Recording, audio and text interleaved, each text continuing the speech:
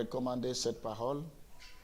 Seigneur, nous voulons te recommander cette parole que nous allons écouter tout à l'heure. Je prie pour que tu puisses nous parler, que personne d'entre nous, en commençant par moi-même, puisse sortir de ce lieu sans que tu nous aies parlé. Ta parole est esprit et vie. Tu as envoyé la parole et la parole guérit. Je prie pour que tu puisses nous renouveler, que tu puisses renouveler nos forces, que tu puisses nous fortifier, nous encourager. Je prie, Seigneur, pour que tu puisses redresser tous ceux qui sont courbés, tous ceux qui sont accablés, que tu puisses leur donner l'espoir. Bénis tous ceux qui sont connectés au nom de Jésus, tous ceux qui me suivent de partout, que la grâce de Dieu leur soit donnée, que la même onction qui est en ce lieu les touche partout où ils sont. Au nom de Jésus, nous t'avons ainsi prié. Amen. Nous allons lire le premier passage, après je vais vous demander de vous asseoir. Nous sommes dans Genèse chapitre 1, Genèse chapitre 1er, le verset 11 à 12.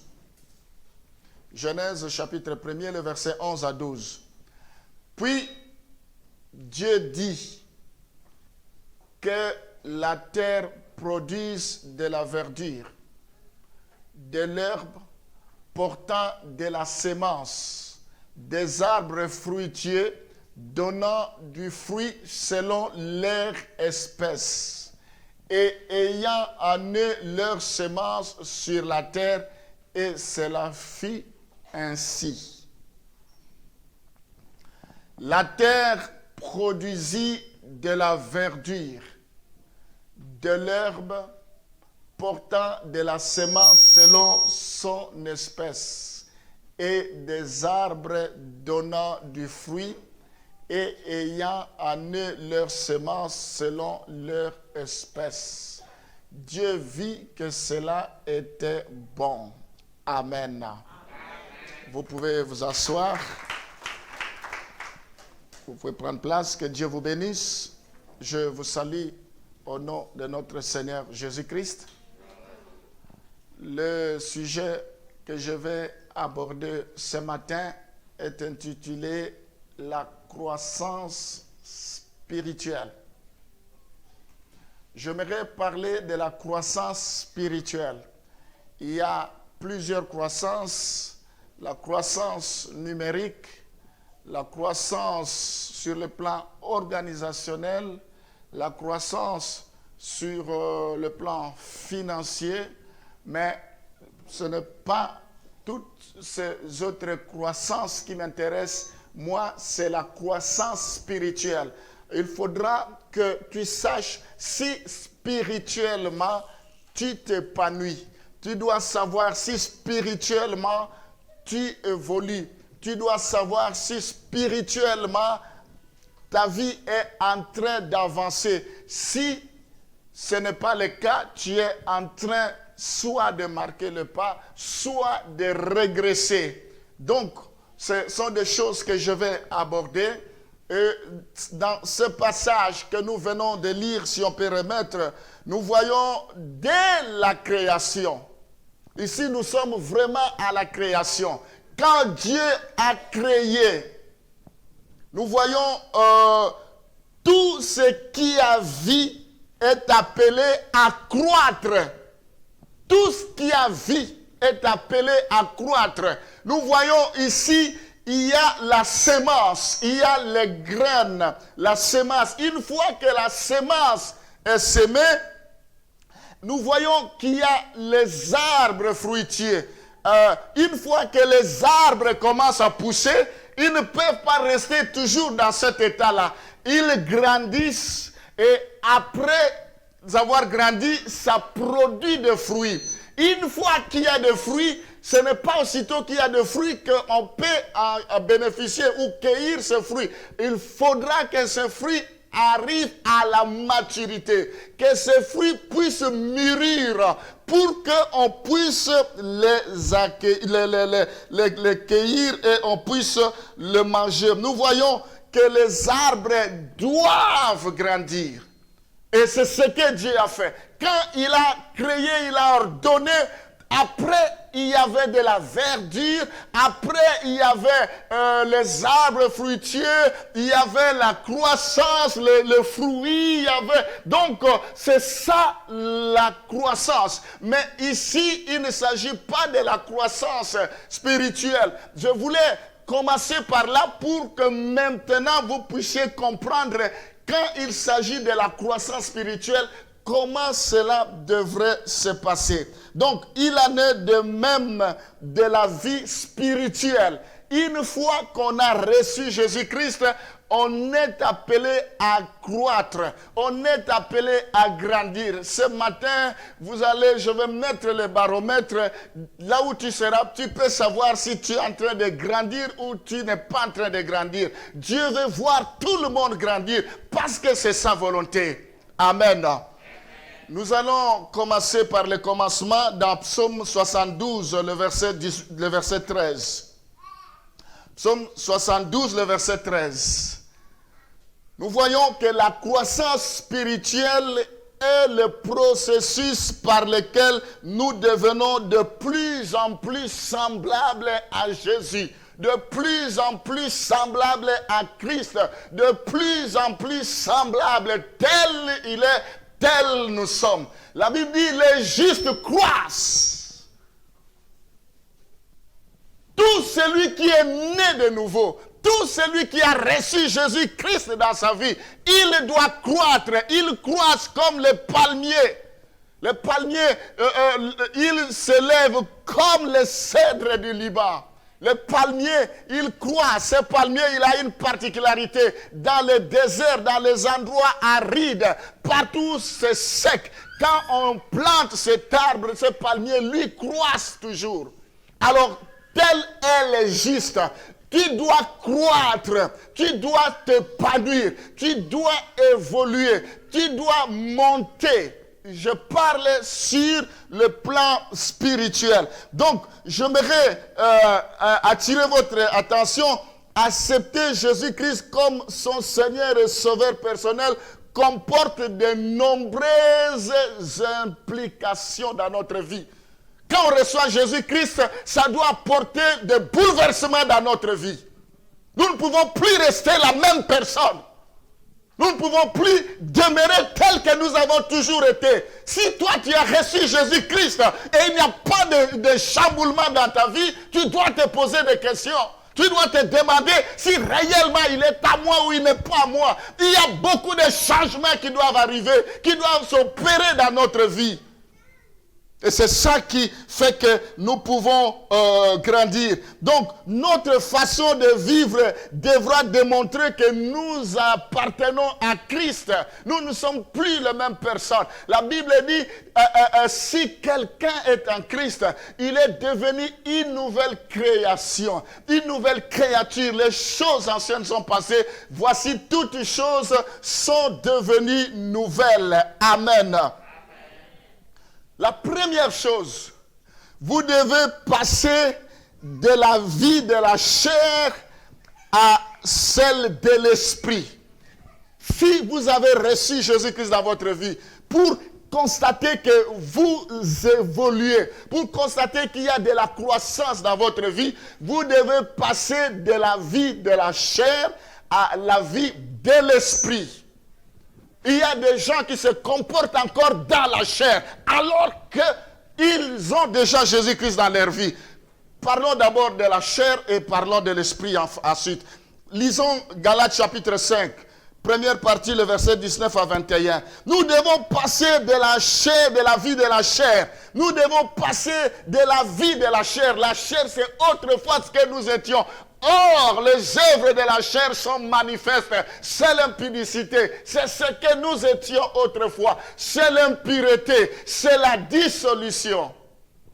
L'idolâtrie, la magie, les inimitiés, les querelles, les jalousies, les animosités, les disputes, les divisions, les sectes, l'envie, l'ivrognerie, les excès de table et les choses semblables. Les choses semblables, maintenant, c'est ce que nous ajoutons, les choses semblables.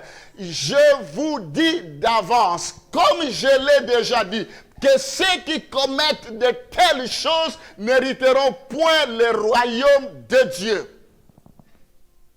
Celui qui a reçu Jésus-Christ, qui veut voir s'il a grandi dans sa vie ou pas, première chose, il doit sortir des œuvres de la chair. Tu peux être là en train de prier malgré le nombre d'années que tu es dans le Seigneur.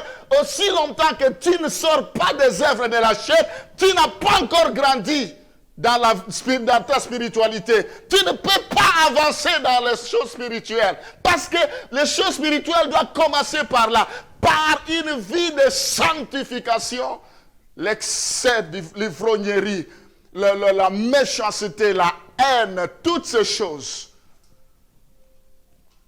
Comment pouvons-nous attendre que Dieu nous bénisse alors que nous sommes encore dans cet état-là, alors que nous sommes encore de bébés, des enfants? Paul dit, quand j'étais enfant, je réfléchissais comme un enfant. Maintenant que j'ai grandi, je réfléchis comme un adulte.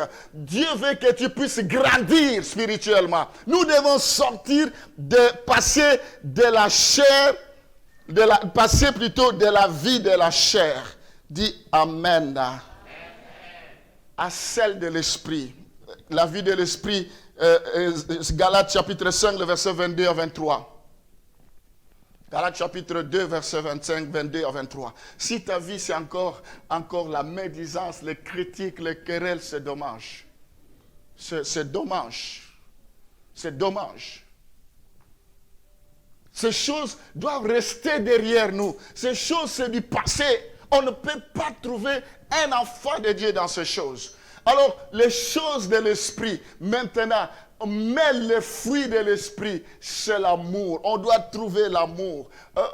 Il y a un verset qui dit, à l'amour, ajoutez ceci, ajoutez cela. J'avais même le verset, mais je ne l'ai pas donné. Je ne sais pas si je peux trouver ce verset, si quelqu'un peut me trouver ce verset. Ajoutez à l'esprit ceci, la connaissance, la sagesse, ainsi de suite. Alors, mais le fruit de l'esprit, c'est l'amour. Celui qui a grandi sur le plan spirituel, on doit trouver à lui de l'amour. Il n'y a pas de haine. L'amour pardonne tout.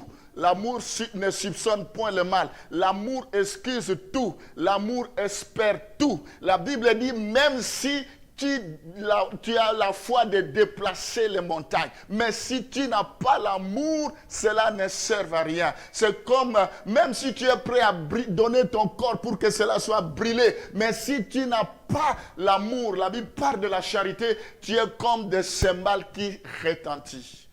Celui qui a grandi spirituellement va trouver en lui la joie. Il y a des enfants de Dieu qui n'ont plus de joie. Paul dit, je le répète, réjouissez-vous dans le Seigneur, la joie. Jésus dit, je vous laisse ma paix, je vous donne ma paix. Il n'y a plus de joie. Jésus dit que vos cœurs ne se troublent point. Croyez en moi et croyez en Jésus. Amen. Croyez en moi et croyez en Dieu. La paix, la patience, la bonté. Waouh, la patience. La bonté, quelqu'un qui a grandi, il est toujours patient. Il sait que son Dieu agira. Il sait que Dieu ne peut jamais violer son alliance. Il sait que son temps arrivera. Il sait que mon Dieu se lèvera le dernier.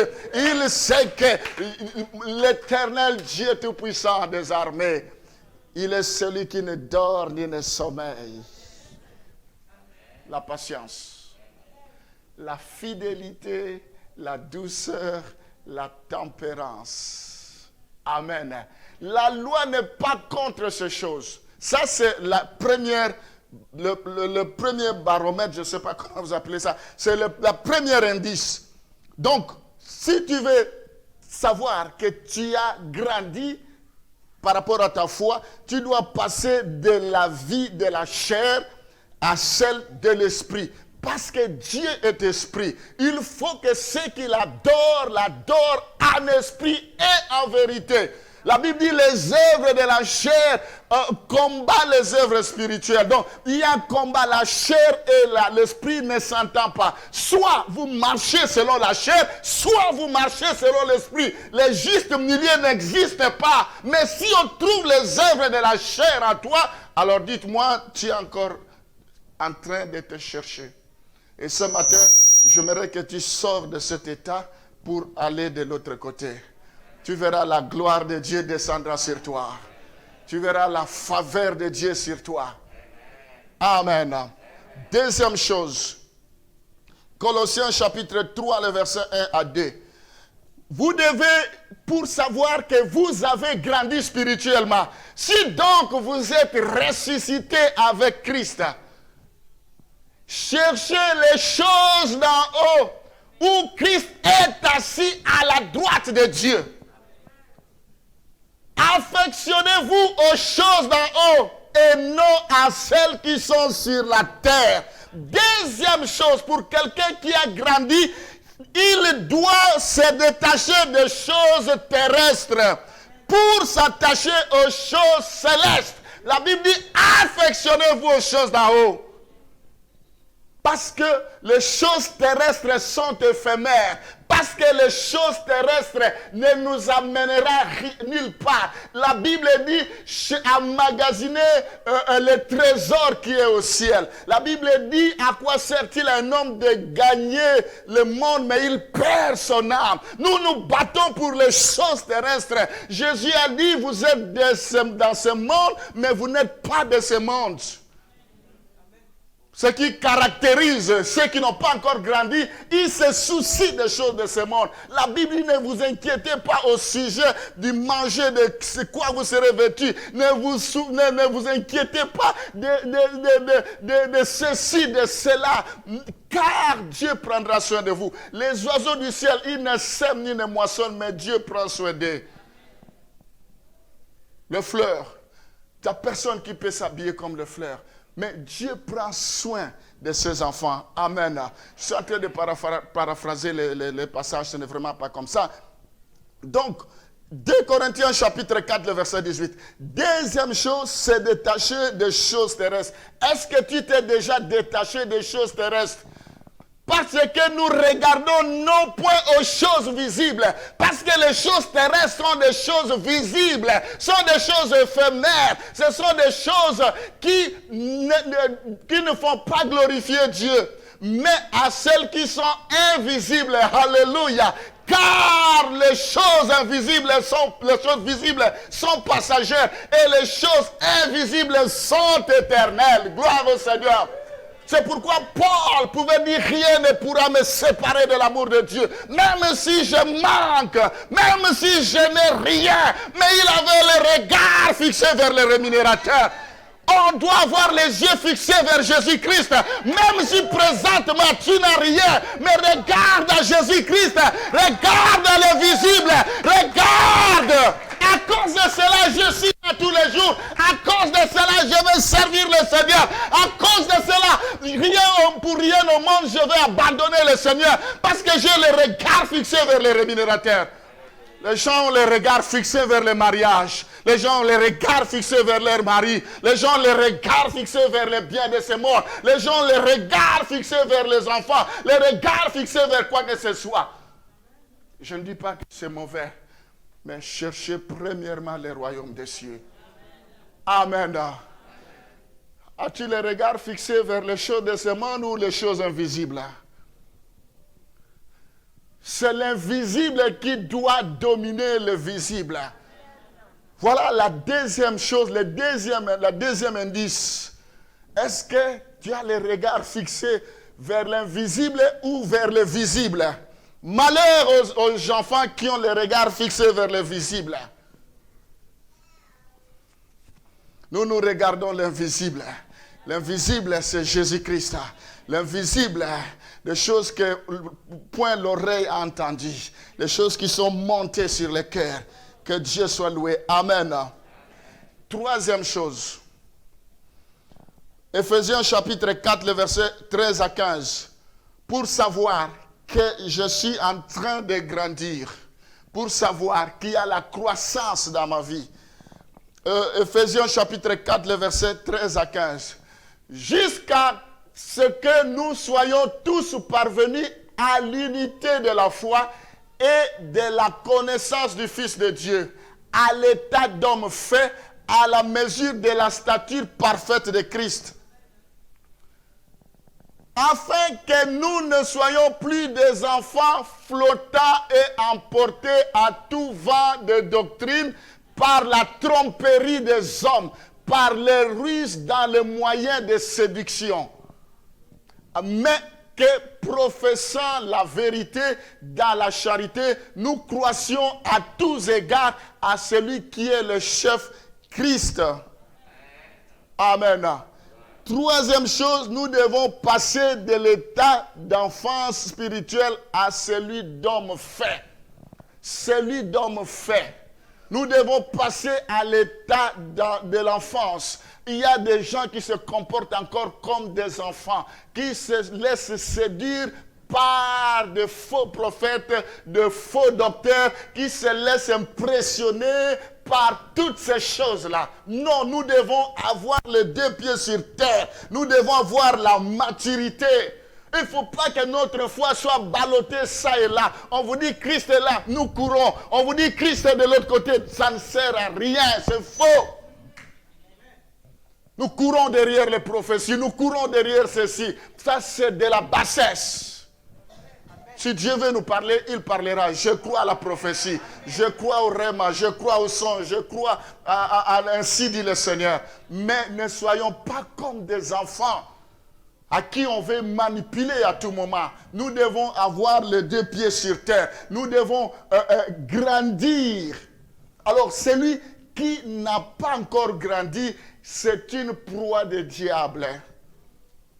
Hier, je discutais avec, vous avez vu qu'il y avait un pasteur, Claude Lefrier, que j'ai rencontré là-bas. Quand il a appris que je vais baptiser, il dit, mais ça fait longtemps que je vis Jean-Denis. Il est venu, parce que lors de la dernière réunion pastorale, je n'étais pas là. Mais nous avons été représentés, j'avais envoyé quelqu'un, donc il voulait me voir et on était en train de discuter. Alors il me dit, il y a quelqu'un qui est parti de son église parce qu'on lui a dit qu'à tel endroit, il y a de miracles, il y a ceci, cela. Mais il m'a dit en réalité, c'est du spectacle. Dieu n'a pas besoin de spectacle.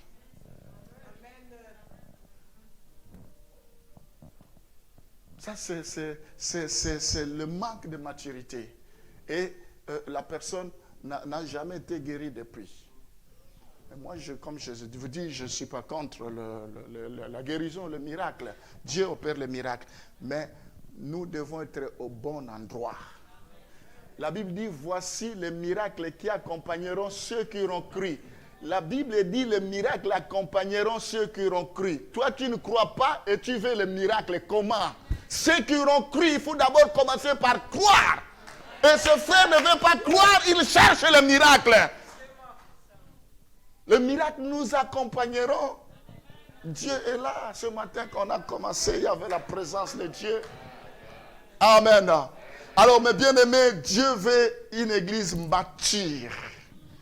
Dieu veut une église assise sur la parole, pas sur des fables, sur je ne sais pas, sur la doctrine de la parole de Dieu. Gloire au Seigneur. Alors, quatrième chose, 2 Corinthiens chapitre 13, le verset 11. Nous devons tendre vers la perfection. Alors, celui qui a la maturité, c'est celui qui tend vers la perfection.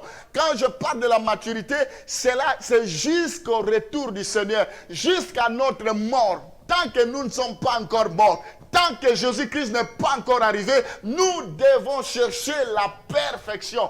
Que la grâce du Seigneur Jésus-Christ, l'amour de Dieu et la communication du Saint-Esprit soient avec vous tous. Non, ce n'est pas ce passage-là. Je demande 2 Corinthiens 13, le verset 11. C'est ça? 2 Corinthiens 13, le verset 11. Donc, Nous devons tendre vers la perfection dans la grâce, la perfection dans l'onction. Paul dit, ce n'est pas que j'ai déjà atteint la perfection, mais je cours non pas comme battant l'heure. C'est-à-dire la perfection de pas de ce monde. Nous ne devons pas nous arrêter, nous devons chercher l'excellence, nous devons chercher la communion avec le Seigneur. Nous devons tendre. Il faut que nous soyons préoccupés. Voilà les versets que je cherchais. Au reste, frères, soyez dans la joie. Perfectionnez-vous. La perfection. Perfectionnez-vous. Dieu, c'est la perfection. Nous devons nous perfectionner. Il y a des gens, ils ont 3, 4 dons spirituels, ils s'assoient. Ils pensent que c'est fini. Non! La perfection. Nous devons nous perfectionner dans la sainteté, dans la sanctification. Persévérer, la perfection. Ce n'est pas qu'on a déjà atteint la sommité loin de là. Nous n'avons encore rien vu. Nous n'avons encore rien vu. Il faut que nous soyons animés par l'excellence, par l'esprit de perfection. Parce que Dieu veut. Alors celui qui grandit, c'est celui qui se perfectionne au jour le jour. Tous les jours, je cherche la perfection. Ce matin, je cherche la perfection. Le mois de novembre, le mois de septembre, tend vers la fin. Le mois de octobre, je veux la perfection. Le mois de octobre, novembre, je veux la perfection. Décembre, la perfection. 2022, la perfection. Perfection, perfection, perfection. Nous devons refuser la médiocrité spirituelle. Dieu ne veut pas la médiocrité. Si vous mettez au monde un enfant aujourd'hui, il ne parle pas 5, 2 ans, après 3 ans, il ne marche pas. Ça doit t'inquiéter. De la même manière, en tant que des humains, Dieu, nous nous inquiétons, mais Dieu aussi s'inquiète pour ses enfants. La Bible dit, vous qui devriez être des maîtres, depuis vous êtes toujours au lait. Vous vous comportez comme des enfants. Nous devons laisser les choses de la gamerie, les choses des enfants, des gamins. Je ne sais pas si ça se dit. Bon, vous comprenez quand même. La perfection. Je veux l'excellence. Amen. Nous sommes dans cette dynamique-là. De gloire en gloire. De gloire en gloire. De gloire en gloire, tu m'emmènes. De gloire en gloire avec Dieu. Je refuse l'esprit de tiédeur. Je refuse le statu quo. Je refuse la lourdeur. Je refuse la régression. Nous devons nous détacher des gens qui veulent nous régresser. Nous devons avancer. Parce que nous avons des conquêtes à conquérir. Nous avons des terrains à conquérir. Parce que Dieu attend de nous de réaliser de grandes choses. Nous devons refuser le manque de perfection. Consolez-vous, ayez un même sentiment. Vivez en paix. Et le Dieu d'amour et de paix sera avec vous. Gloire au Seigneur. Amen. Mais bien aimé, ce n'est pas moi qui est à l'origine de la croissance spirituelle.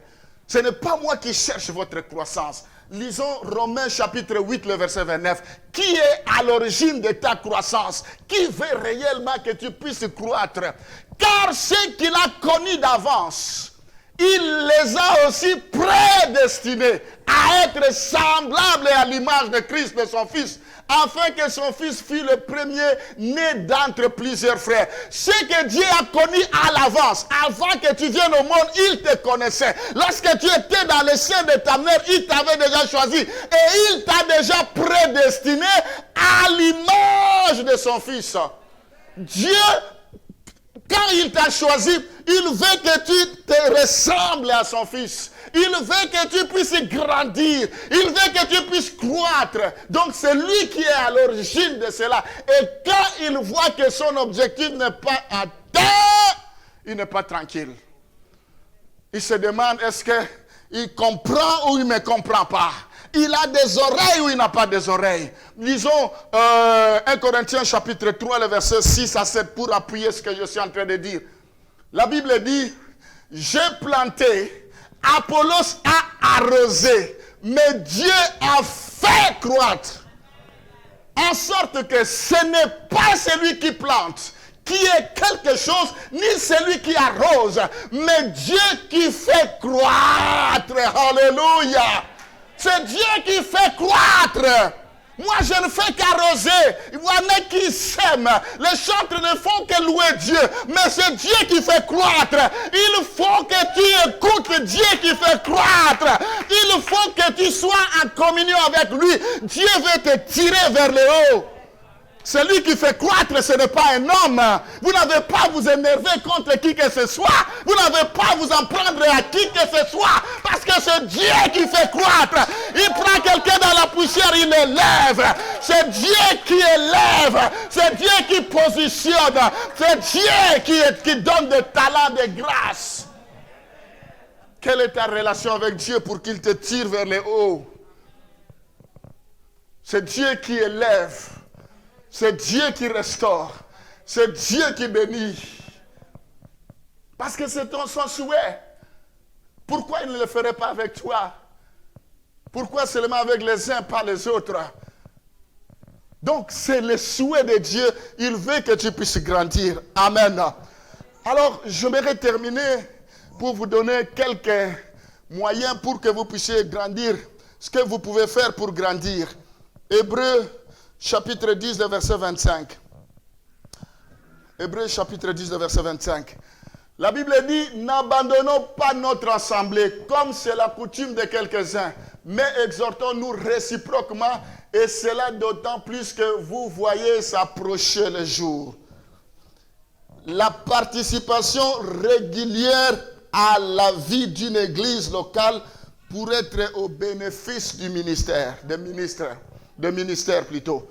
Ephésiens chapitre 4, le verset 11 à 12. Dieu a établi les uns comme apôtres. Il a donné les uns comme apôtres, les autres comme prophètes, les autres comme évangélistes, les autres comme pasteurs et docteurs. Oui, jusqu'au verset 11. Donc 12. Pour le perfectionnement des saints en vue de l'œuvre du ministère et de l'édification du corps. Si tu ne participes pas à la vie de l'église, tu ne peux jamais grandir. La Bible dit, il est doux et agréable pour des frères de demeurer ensemble. Parce que c'est là que coule la grâce, l'onction. Combien de fois tu participes à la vie de l'église? Tu es toujours indifférent. Tu es là, mais sans être là. La Bible dit, n'abandonnons pas vos assemblées comme c'est la coutume de quelques-uns. Il y a des grâces qui sont déversées. Quand nous chantons, dès l'instant où on commence ici, il y a la faveur de Dieu qui descend. Les gens se contentent de rester à la maison, à ne rien faire, chercher des occupations inutiles pour justifier leur absence. Vous vous trompez, vous êtes en train de vous créer des ennuis vous-même. C'est dans la présence de Dieu. La Bible dit, je suis dans la joie. Quand on me dit, allons dans la maison de l'Éternel. C'est ici qu'il y a la bénédiction. C'est ici qu'il y a la paix. C'est ici qu'il y a le miracle. C'est ici qu'il y a la solution. C'est ici que les chaînes sont brisées. C'est ici que les liens sont rompus. C'est ici que les malédictions sont révoquées. C'est ici que le Dieu déverse toute grâce. Nous devons courir, nous devons être zélés pour venir à la maison de Dieu. Nous attendons jusqu'à ce qu'il soit 11 heures et nous commençons à traîner le pas. Nous nous levons le matin, oh c'est lourd.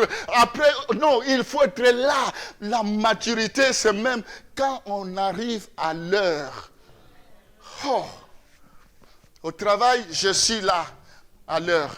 Mais à la maison de Dieu, je traîne le pas. Vous avez peur de votre employeur plus que Dieu. Mais vous vous trompez. Nous devons être déjà là à l'heure. Et quand nous sommes là, tout dépend de quelle manière tu viens à l'église. Oui, parce qu'il faut préparer le culte. Quand tu viens, comme par habitude, tu dis aujourd'hui, je n'ai rien senti. Toi, tu n'as rien senti. Mais il y a des gens qui ont senti quelque chose. Tu dois te demander pourquoi toi tu n'as pas senti. Un semeur a semé, il y avait 4 sols. Mais il n'y avait qu'un seul sol qui a produit. Quel sol es-tu? C'est la même parole pour les uns. Waouh, ça opère, ça booste.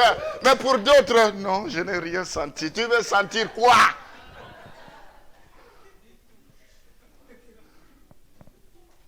C'est l'état de ton esprit. Comment tu es réceptif. Quand on chante, comment tu danses. Alléluia. Amen. Je n'ai pas vu maman Yolène, elle s'assoit là quand elle danse. Waouh. Je dis, oh, elle est remplie. Chaque fois, moi, je te regarde. Tu danses très bien. Que Dieu te bénisse. Moi, je crois que c'est l'onction de papa qui... Amen. Donc, soyons des vaillants héros. La Bible dit, depuis Jean-Baptiste jusqu'à présent, les royaumes des cieux forcés, ce sont des violents qui s'en emparent. Qu'il soit là, qu'il ne soit pas là, toi, sois là. La Bible dit, Job était fidèle, donc Habakkuk était fidèle à son poste. Reste fidèle à son poste. Donc, c'est ça qui nous fait grandir.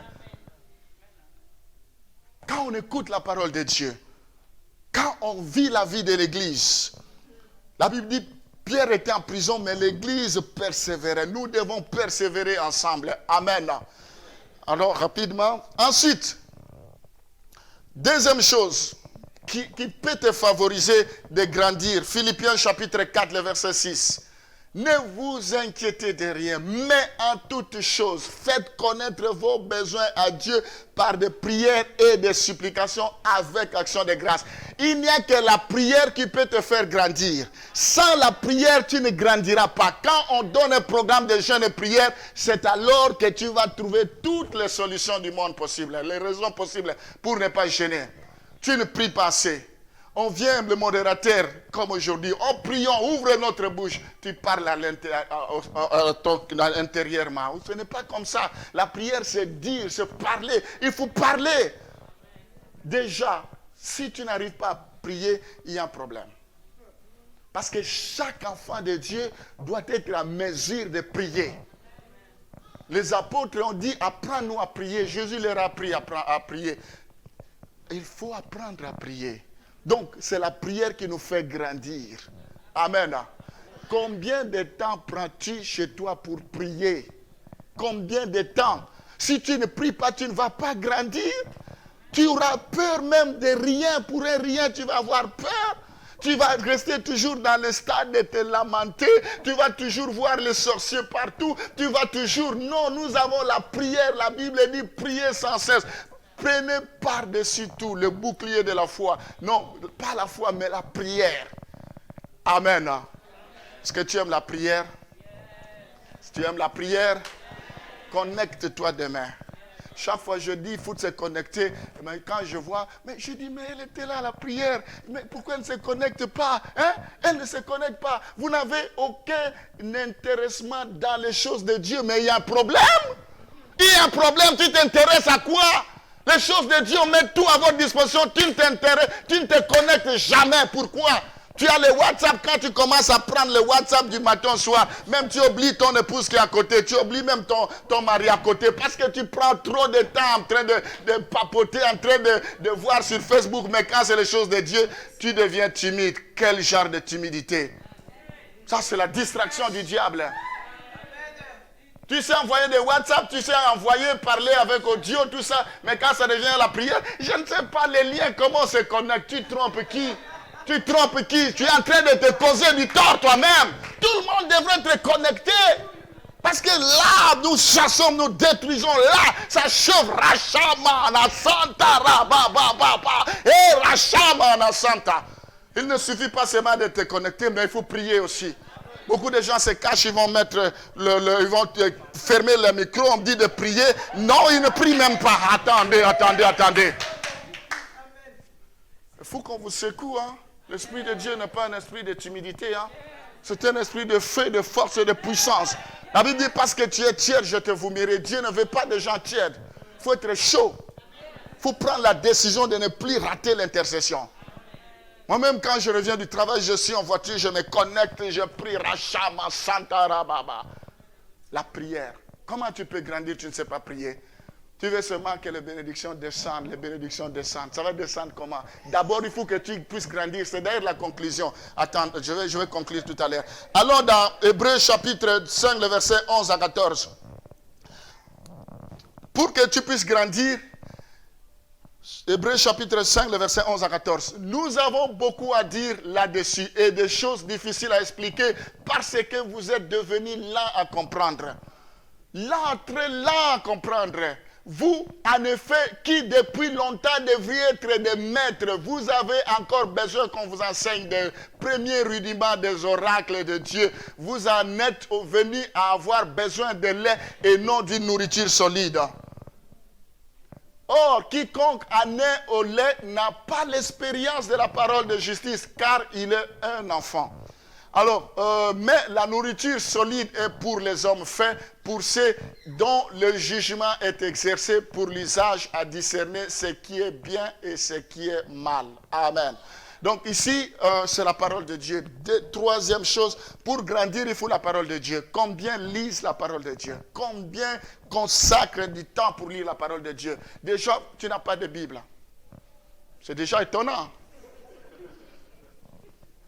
Quand vous fêtez les anniversaires, vous avez des choses, des luxes, vous faites des dépenses. Mais une Bible, tu ne l'as même pas. C'est une honte pour un enfant de Dieu qui n'a pas de Bible. Aujourd'hui, les gens se cachent derrière le portable. Le portable, le portable. Non. Il faut avoir une Bible. Amen. Une Bible, une Bible. La parole de Dieu. Que ce livre de la loi ne s'éloigne point de ta bouche. Médite les jours et nuits. Tu as choisi une bonne part que personne ne peut ôter. Il faut te soucier de la parole de Dieu. Nous tous, nous avons 24 heures. Vous cherchez que Dieu vous donne plus de 24 heures. Vous n'en aurez pas. Le problème, même si on vous donne plus, vous n'allez jamais vous organiser parce que vous êtes trop occupés. Trop occupés. Il faut s'imposer une discipline pour la parole de Dieu. Amen. Et la dernière chose, témoigner, les témoignages vécus. Vous ne devez pas vous taire, il faut témoigner de ce que Dieu fait dans votre vie. Quand vous témoignez, vous grandissez. On grandit en témoignant. Dieu a fait ceci dans ma vie. Quand vous témoignez, vous parlez de votre témoignage, mais aussi quand vous parlez de Jésus-Christ à d'autres personnes, c'est comme ça que vous allez grandir. Vous allez grandir.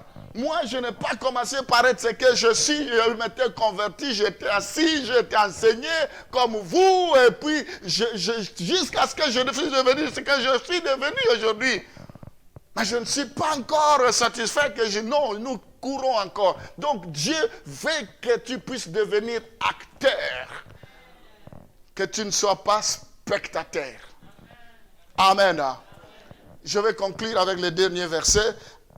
Psaume chapitre 1, le verset 1 à 3. Alors là, c'est le bénéfice des gens qui sont matures. Les gens qui sont matures, qui ont grandi spirituellement, ils sont errés.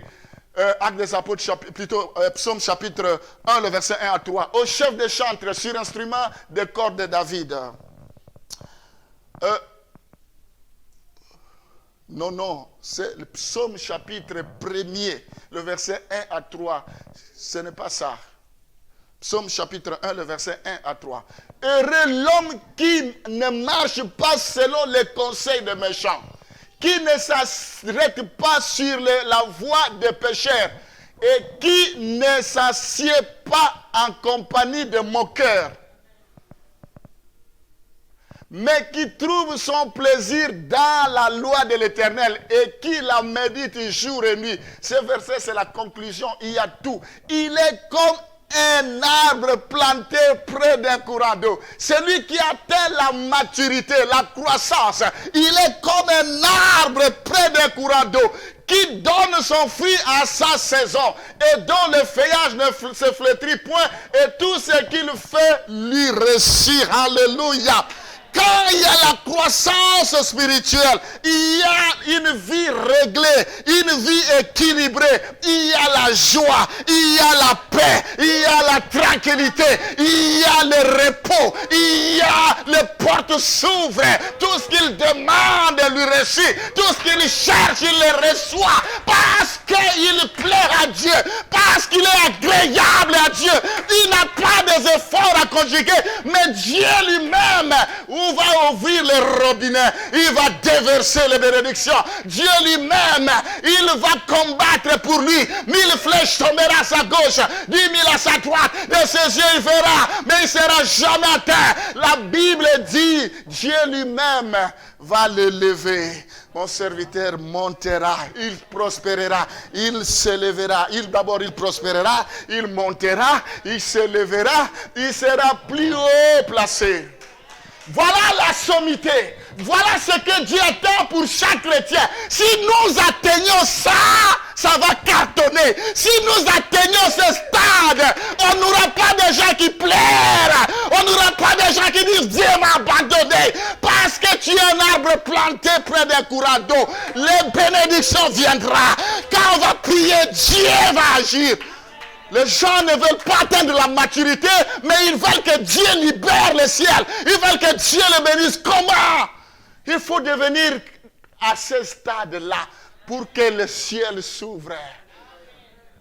Amen. Tu veux que le ciel s'ouvre? Commence d'abord par grandir. Parce qu'on ne peut pas donner au pourceau, comment on dit? L'or, quand tu donnes de l'or au pourceau, il va fouler ça, il ne connaît pas la valeur. La Bible dit le pain des enfants, on ne peut pas donner aux chiens, on ne peut pas donner aux enfants. Oh non, c'est pour les enfants. Dieu veut que nous puissions mériter. Dieu a de bons projets pour nous, mais nous ne voulons pas grandir, mais nous voulons toujours faire des bruits pour rien. Cessons de faire des bruits, grandissons d'abord. Quand nous grandissons, Dieu va... Oh, j'ai besoin de gens bâtis dans cette église. On va aller loin avec vous. Amen. Dieu va nous donner l'île. Amen. On va arrêter là, il est temps. Mettons-nous debout.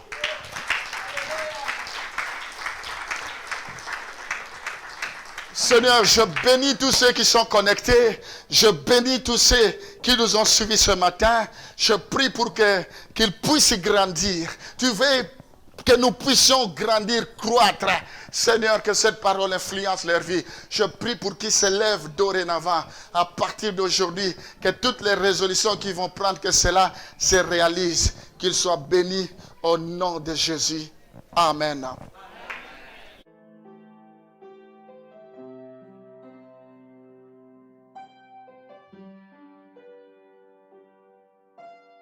Thank you.